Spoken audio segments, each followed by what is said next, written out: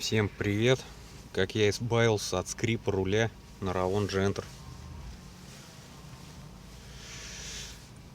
Сейчас я вам покажу. Может, кому-нибудь поможет, а может нет. Мне помогло.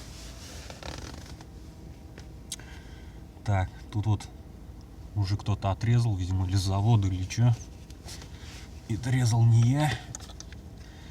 Вот, видимо, сальник какой-то или манжета. Вот сюда нужно брызнуть по кругу силиконовой смазки и покрутить рулем. У меня этот скрип пропал. Все, всем спасибо, может кому-то поможет.